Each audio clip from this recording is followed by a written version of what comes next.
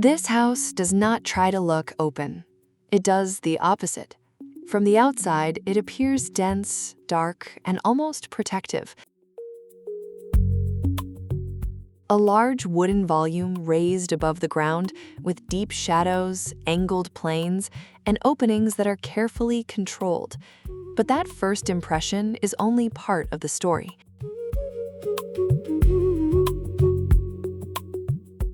Inside, the house begins to unfold. Light enters through tall glass walls. Palm trees appear through the openings. The structure lifts daily life above the terrain, and the same dark envelope that seems closed from the outside becomes a frame for air, shade, and the tropical landscape. This is the timber residence in Vagator, India, on a sloped site, surrounded by tropical vegetation, with views of the Chapora River and also the Arabian Sea. And here, the central point is very clear. This is considered India's first mass timber residence. In a country where construction still depends heavily on concrete, this house chooses another path.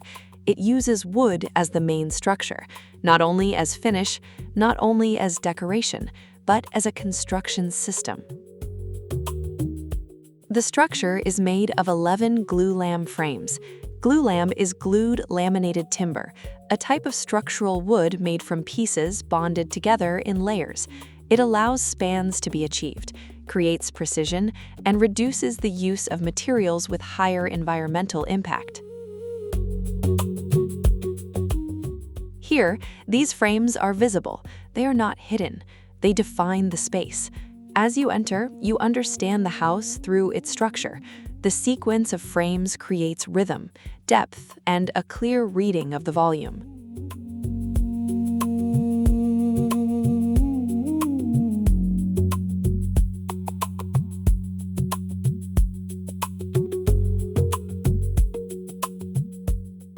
The internal organization is open and flexible.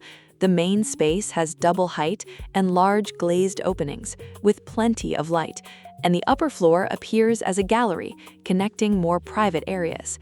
The primary bedroom is positioned in a more reserved location.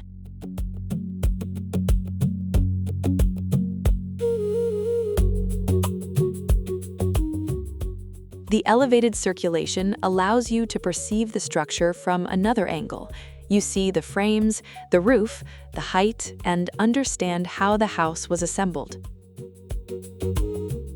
The structure was prefabricated, produced off-site, and assembled on-site with greater precision. This reduces waste, shortens construction time, and causes less impact on the terrain.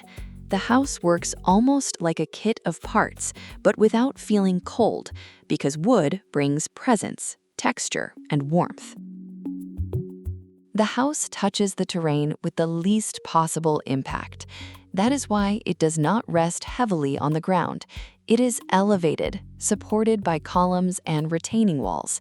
This better preserves the natural slope of the site, protects the construction from humidity, and makes the house feel lighter within the landscape.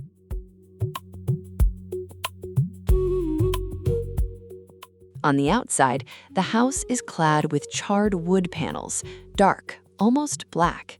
This technique protects the wood, increases its resistance, and helps the house blend with the surrounding vegetation.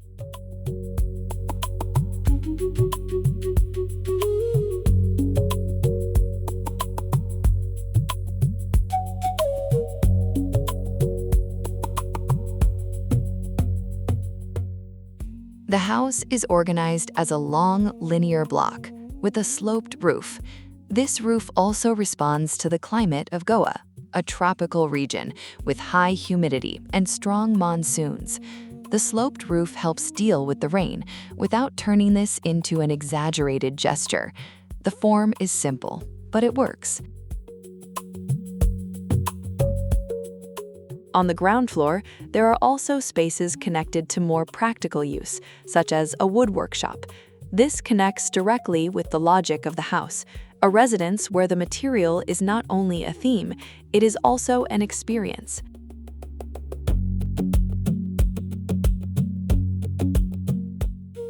Instead of appearing as a bright object in the middle of the forest, it becomes more discreet, deeper, more connected to the place.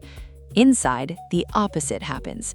The wood appears more natural, warmer, lighter. The structure remains visible, and the spaces are cleaner, without excess. The idea is to let the material speak, without covering everything, without hiding how the house was made.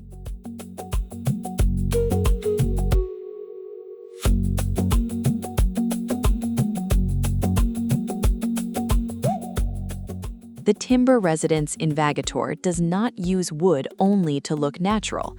It uses wood to build in a different way, to reduce impact, to respond to the climate, to touch the terrain more carefully, and to show that a contemporary house in India does not always need to depend on concrete.